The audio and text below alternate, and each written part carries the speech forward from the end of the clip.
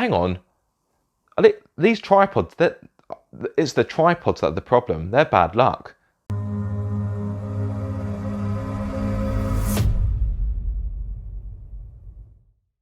Hello guys, welcome back to Car Obsession and welcome to another episode of Pit Stop Sunday.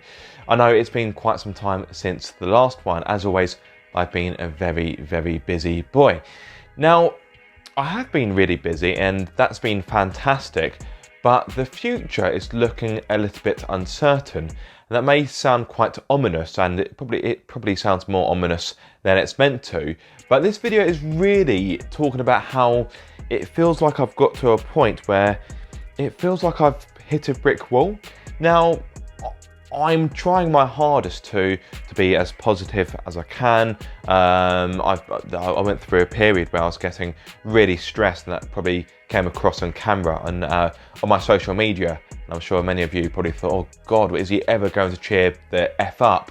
And a friend of mine actually said, look, I know you're really stressed with life, YouTube and work, but if you're always on a downer on your social media, that's going to turn people off. And yeah, it was a very brief chat, but one that was actually quite powerful. So ever since then, I've really tried to be positive and to see the best in every situation. So as much as I am giving you an update in this video, I don't want it to come across as doom and gloom and oh, feel sorry for Aaron, because that's not the approach I'm going for. But I just want to give you an idea of where I'm at. So with that in mind, let me actually get onto the main topic of discussion. Now, for the rest of this year, to be honest, I haven't really got much going on. So yeah, in regard to a content perspective, the channel may go a little bit quiet. Yeah, COVID-19 has obviously had a dramatic impact on the world and creators like me, YouTubers, influencers, whatever you want to call us. By the way, I hate the word influencer. I don't know, it's a really a cringeworthy marketing word. But yes, whatever you want to call someone like me, it's been a difficult time. Now, I have been very lucky that I've not really had a reduction in cars to review. The stream has been quite steady, but now the cars, the tap of cars, if you want to call that, the river of cars, there we go, is starting to dry out somewhat. Now, I have a Suzuki Ignis coming in November, and beyond that, I have nothing else booked in. So I've spoken to Ford recently. I had the Ford Puma, you may recall. In fact, I've been working on the edit of that review today and yesterday, and that should be ready for you to watch this coming Wednesday. I also reached out to PSA Group again, PSA Group, Peugeot, Citroen, DS, and of course Vauxhall. I reached out to them again so I could rebook in the Vauxhall Corsa and the Peugeot 208. But given the more recent announcements by Boris Johnson, PSA Group and Ford have basically said, look, we're still happy to give you a car, but you're looking into 2021. And I know 2021 isn't that far away, which is scary to say, because where has this year gone? It feels like a year that we've had to spend indoors pretty much the whole time. Yet, 2020 is coming to a close, albeit slowly. But yeah, 2021 isn't that far away. I'm yet to reach up to a few other brands to see if I can get any other cars booked in. I'm still waiting, believe it or not, for Hyundai to confirm the i10. Many of you hopefully you'll remember that I spoke about that weeks ago, actually months ago. In fact, yet the i10 is yet to be booked in. Now, this isn't a dig at Hyundai. All the press offices are running flat out at the moment under difficult circumstances. So that's not a pop at Hyundai. It's just simple, cold, hard facts. The car is yet to be booked in. But I think Hyundai have had a shuffle in their office. So yeah, I'm not complaining. It's just merely an observation. So yeah, the i10 is yet to be booked in. And beyond that, yeah, I don't know what is going to come after the Ignis or when it will come. So yeah, forewarning, the channel may go a little bit quiet. On top of that, the other reason why it feels like I've hit a brick wall is because it is now autumn in the UK, and that of course means that the weather is changing and the days are getting shorter. And for someone like myself, that is bad news. I do the majority of my filming outdoors, therefore when it's raining, it really is a ball ache. Now, yesterday I was meant to be filming, I was meant to be going to BBR GTI up in Brackley to be filming their Super 225NC. Now, BBR GTI, if you don't know who they are a tuning company. They do fast Fords, but for me in particular, my area of interest with them is Mazda MX-5s. Mazda MX-5. Don't forget, guys, you can buy a t-shirt just like this by heading over to Control and Shift. I've got other t-shirts available in the range. Probably the worst time of year to be promoting a t-shirt, bearing in mind that it's getting colder in the UK. But hey, if you're feeling bold, a bit brave, or perhaps a little bit stupid, then by all means, buy one of my t-shirts and wear them out in the cold UK. You know you want to. But yes, back to BBR GTI. Yeah, they've been well known for modifying and tuning Mazda MX-5s for as long as I care to remember. And I actually read about the car in this installment. No, it wasn't that one. Ignore me. This one, in fact, there is the car itself. I'm going to show you on this camera so you can see it. There we are. So yes, that is the BBR GTI Super 225NC. I don't know why I'm looking into this camera. I should be looking into that camera. I suppose it doesn't really matter. Yes. So yeah, I was meant to be driving that car, but that had to be cancelled because they had to do some work to the suspension components, which is disappointing because I was really looking forward to it. I'd done all the research. I'd written a kind of what's the word? Draft. That's the word. I'd written a draft script so that I had an idea in my mind of what things I could say when I was up there. Obviously, I couldn't really predict the driving experience because I haven't driven it. That's the whole point of making the video. Right, just pop those there. So yeah, so that got cancelled, and that was a bit of a bummer because yeah, I'd worked quite hard to do the initial research for the video shoot and thinking about where I was going to film it, how I was going to film certain scenes, certain angles, and I've pretty much written up a storyboard and everything. And then today, I was meant to be filming a video that is well overdue, and that is the first drive in my Seat Leon Cupra, otherwise known as Leo, the first drive since I had the car remapped. Now, you may remember I had him remapped quite some time ago, but circumstances have meant that I've not been able to get around to filming the video. So today I was meant to be filming with fellow YouTuber and good friend of the channel, Chris, aka Dreams to Drive, but unfortunately he had other plans and had to cancel, which is not an issue. In hindsight, that was a good thing because the weather today has been awful on the south coast of England. 1 minute it's sunny, next minute it's absolutely hammering it down with rain. There's hailstones earlier. Yeah, it would have been a very nasty day for filming, so that was a blessing in disguise. And I was meant to be filming another video today, again with Chris, and that was with his Mark 1 Skoda Octavia, otherwise known as Otto, because I have driven a Mark 1 Skoda Octavia, albeit a very long time ago, but his one is modified. And the idea is the title of the video would have been something like, should I have bought a Mark 1 Octavia, that sort of thing. And it would be quite interesting to see what his car is like, because yeah, the Octavias, they're not as bad cars. I just see them as a little bit, sorry Chris, just a bit boring. But I'm sure driving the car would change my mind somewhat.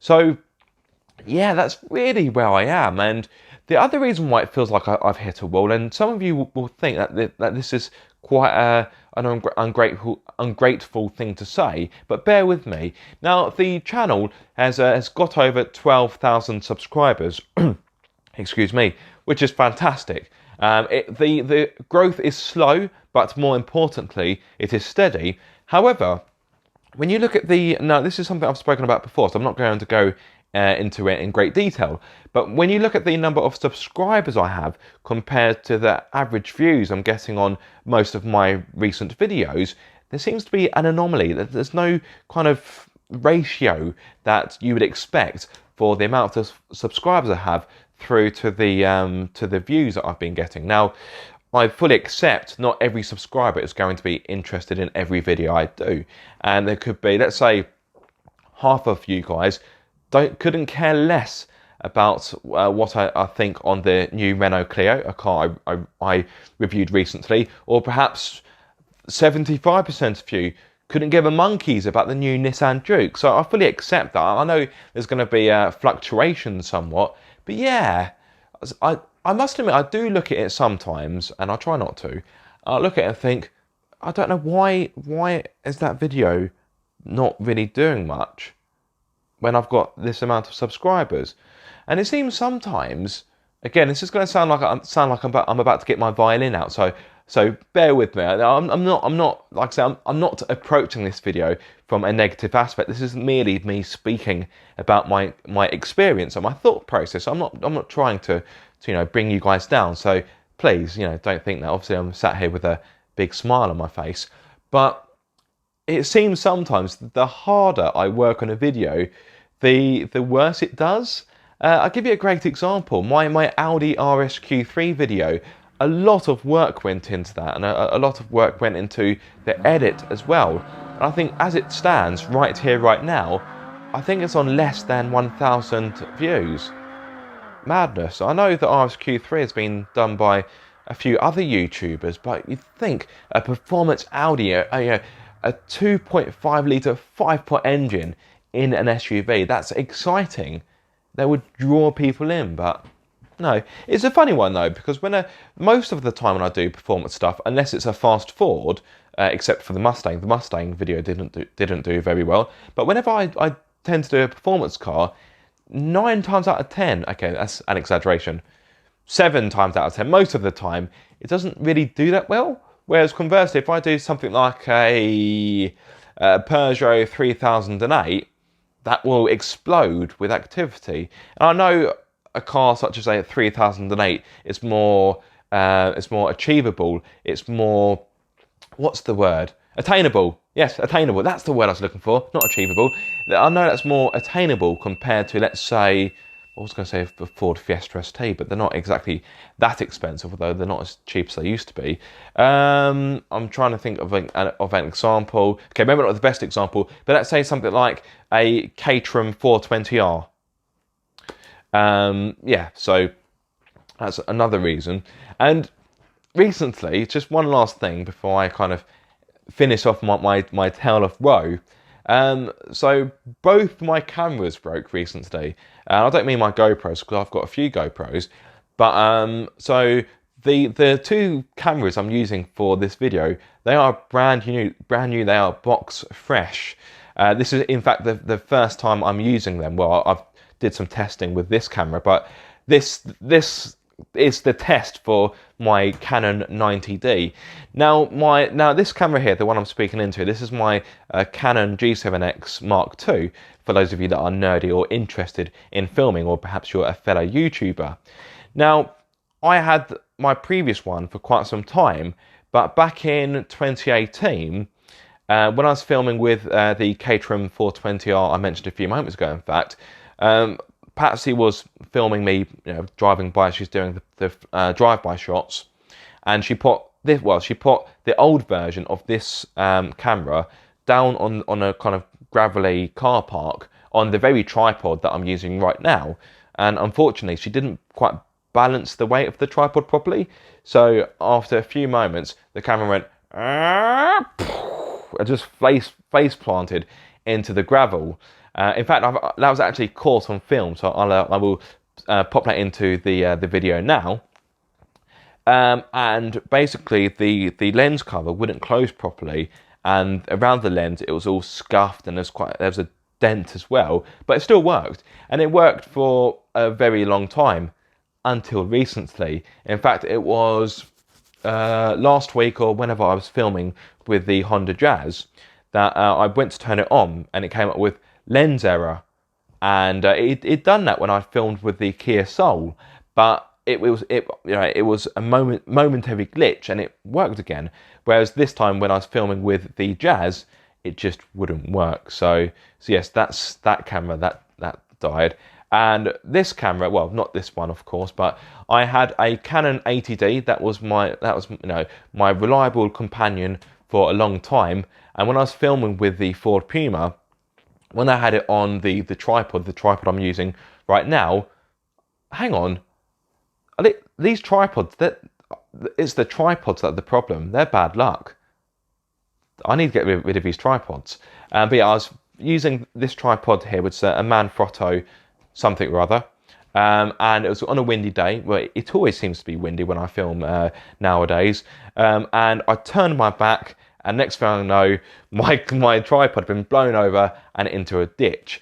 And at the time, the screen on my 80D was folded out. Therefore, well, the screen took the brunt of the impact. It landed on the side of the screen and it broke the connection. The screen still worked, but the tilt function didn't because it was hanging out. It was on a wire, and it just looked a bit battered. So the camera still worked, but because I couldn't tilt the screen, it made it a lot harder to work with. I know that's very much a first world problem, but particularly when I'm doing my gimbal shots now, more professional YouTubers would argue that if I'm doing that, I should really have a secondary monitor on a rig. Therefore, I don't have to rely on the screen on the camera, which may be difficult to see. I know, but I haven't quite got that budget. But yeah, when I'm filming with the gimbal, I need to tilt the screen. Obviously, if I can't tilt the screen, that makes my life harder because I spent most of my time doing gimbal shots like that, trying to see the screen. I must have looked like a constipated dog or something. So to cut a very long story short, because I know this is turning out to be a ramble as always. What else would you expect from me? So I got the 90D on the insurance, and because Patsy was upgrading her phone, and it was kind of her fault she broke this camera to begin with, she was able to sell her old phone and put money towards this. So yes, for those of you thinking, wow, he's got money just to replace equipment like that. No, I don't, sadly. So yeah, that was through insurance. Then Patsy helped out with this one because, like I say, it was kind of her error, and that's another reason why it just feels like quite a few different things are all coming at me at once, and that's why it kind of feels like I was in a really good flow, and all of a sudden I've just hit a wall. Like, oh, what's this? I can't get past. So yeah, I have had a few obstacles to overcome, but hey, that's life. Life isn't meant to be easy. So it's one of those things, really. I don't know how long I've been talking for. Quite some time, probably. So I will finish off by going through your YouTube comments. I will go through 5 of my favourite comments that I have received lately. So that, of course, means firing up the laptop and moving one of these cameras to here. Now that transition wouldn't have worked as well as it usually does because I've had to turn the lights up a bit more because the lighting in this part of the room isn't very good. The days are getting shorter in the UK, therefore, the light in this room isn't particularly good. Anyway, you don't really care about that, do you? Let's go through your YouTube comments. So you will notice I'm looking at the screen a bit more than I should, but I just want to check the lighting because, yeah, it is iffy. Okay, so my first shout out is for one of my long-term subscribers. Is he a long-term subscriber? Yeah, he's been subscribed for a year. That's pretty long-term. A subscriber by the name of Paul Robinson. He has commented on my point of view review of the Nissan Juke, and he's put, "You mispronounced Nissan Juke. It's pronounced Nissan Joke." Laugh out loud. Quite a harsh comment, but that tickled me nonetheless, even though it was at Nissan's expense. Right, let's see what we have next. So from a long-term subscriber through to someone who is a bit fresh in that regard, a subscriber by the name of Apple Boomguard? No, sorry, Apple Boomguard? I've probably still got it wrong, so if you're watching, I'm ever so sorry. They've commented on my review of the new Renault Clio, and they put, just got me a, I can't even read out their comment.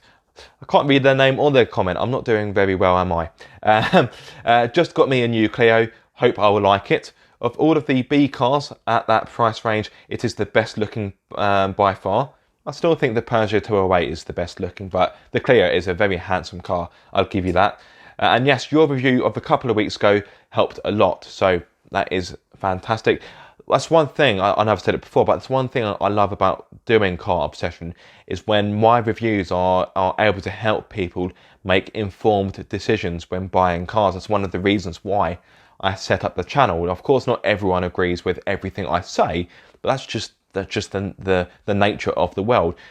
I'm reviewing cars, therefore these are my opinions on them, and as such there will be people that will disagree with them. It's just the way how it is. Right, let's have a quick look. Right, next comment, someone by the name of BR Panier 68. They have put a comment on my review of the Caterham Super 7 1600, and they put, great video, thank you for producing it. 12 minutes 47 was fantastic to listen to. And if you're thinking 12 minutes 41, what's all that about? Did I say 41 or did I say 42 a minute ago? 12 minutes 47, 12 minutes 47, 12 minutes 47. I don't know. Anyway, if you're wondering what they are referring to, I will drop a clip in for you to experience.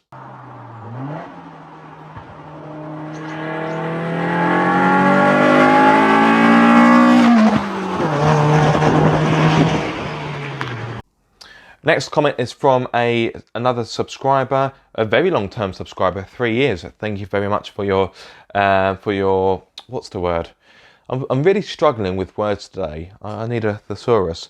Thank you for your yes. Thank you, commitment.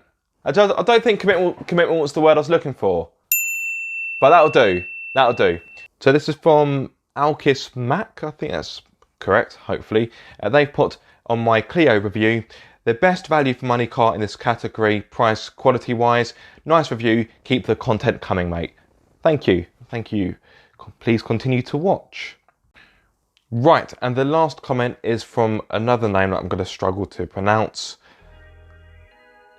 Fuat Fateh Turkgul. No, I've just read what it says down here. It'd be a lot easier and less embarrassing for me. They've commented on my Seat Leon FR walk around, and they've put, quite simply, brilliant review. Thank you very much. Thank you for watching. So yes, there we are. That is another Pit Stop Sunday done and dusted. I'd love to get your feedback, guys. And as always, if there's any particular if there's any particular topics you'd like me to speak about, then please drop them in the comment section below. But apart from that, it is time for me to finish. I do hope you have enjoyed this video. If so, be sure to like, comment and subscribe. If you are subscribed, don't forget to click the bell icon so you get notified every time I make a video. But until the next time, guys, be sure to keep up the car obsession.